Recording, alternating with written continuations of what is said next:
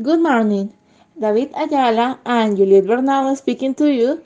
Let's talk about our article of maxillofacial surgery and sleep apnea.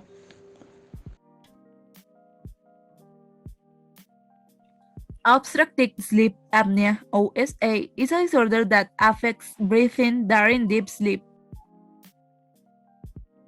This can be potentially dangerous since it involves the interruption and obstruction of the airway due to the blockage of it by the muscles of the back of the body, the throat that supports the soft palate, uvula, tonsils, side walls, and tongue.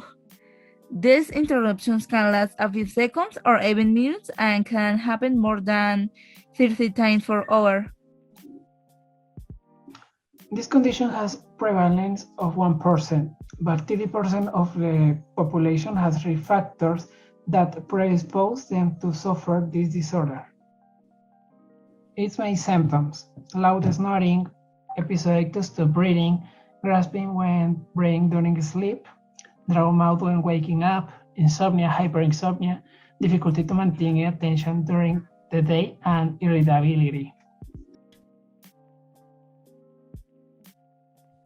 After making the diagnosis, the treatment to use depends on the predisposing factors of the patient, from losing weight, prescribing antidepressants, electrical stimulation therapy, to maxillofacial surgery.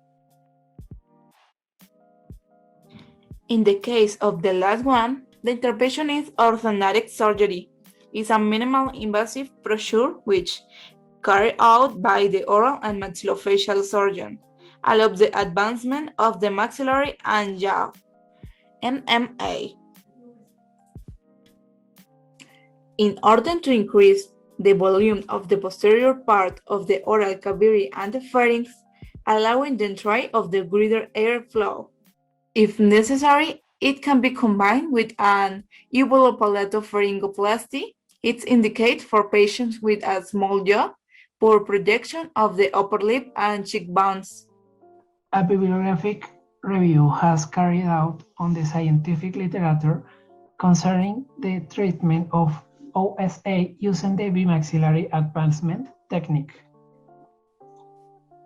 The information was obtained from medical database platforms such as SCIELO, PubMed, and Medline. Descriptors used for the search were obstructive sleep apnea, orthodontic surgery, bimaxillar advancement, and maxillomandibular advancement. The article planning, results, and anatomy of the upper airway in obstructive sleep apnea hypopnea syndrome after bimaxillary advancement, 20 cases, was specifically selected by Joan Brunzó, Carlos Pro, Félix de Carlos, Valentín Cabrera, Yusu Mendiola, and Luis Barbier for the Spanish Journal of Oral and Maxillofacial Surgery in October 2020. In this article, the authors present their work protocol, the evaluation of previously conducted clinical studies, and retrospective observational pilot of upper airway, UAR, morphological changes. A cohort of 20 patients have conducted whose inclusion criteria are greater or equal to 18 years, moderate to severe OSA determined by a sleep pathology combined composed of a multidisciplinary group of health professionals, and provide informed consent for the conveniently informed for the study. Exclusion criteria are active gestation period, predominance of apneas of central origin, major craniofacial deformities. Such as cleft palate, malocclusion with severe asymmetry, trauma, or oncological surgery of the head and neck. And surgery other than MMA. Each patient's craniofacial mesh is oriented in the axial plane, aligning the nasopalatal duct with the dental apophysis, which is aligned at the same time with the base of the Gallic cresta in the coronal plane. In the half sagittal, the main horizontal reference is the plane of the hard palate, while the vertical is the perpendicular plane that crosses top the most anterolower point of the second cervical vertebra. Figure 1. Sequential orientation method in the axial plane. A. Coronal, B and C, and half sagittal, D, with half sagittal plane and reference planes in magenta. Figure 2. Half sagittal cuts.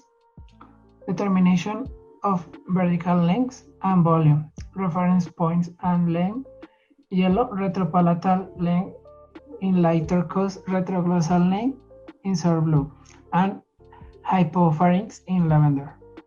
Plot limits for blue volume estimation, total and compartments, light pink, airway mesh delimitation, location of the minimum area in green. Figure 3. Preoperative A and postoperative B. Axial cut at minimal area level, drawn in light pink. Anteroposterior dimension in dark pink and transverse dimension in yellow. Figure 4. Half sagittal cut. Determination of horizontal lengths. Reference planes in magenta. Length to posterior nasal spine in green. Soft tissues prevertebral in pink. To apophysis geni in turquoise. And anterolower point of hyoids in yellow. Patients involved during this research were mostly male, 19 out of 1, all Caucasian with an age ratio of 41, in a range of 32 to 52 years.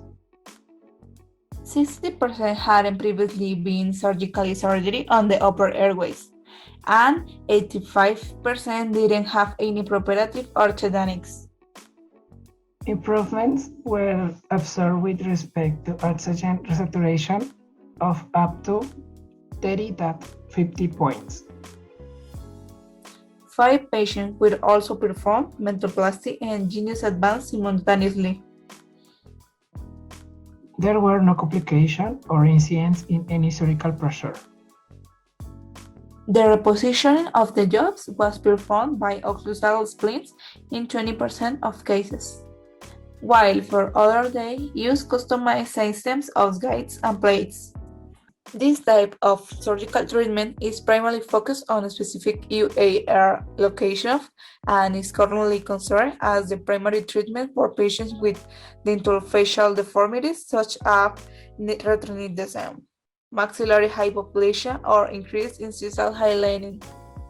The widening of the retropalatal and retroglossal region is intended thanks to the upper anterotraction of the posterior nasal spine and the geni apophysis. Insertions of the velopharyngeal and suprahyoid musculature. In addition, pharyngeal musculature also tensions. There are all bibliography references. Thank you very much, everyone, for your attention. We hope the topic has been to your liking. Bye.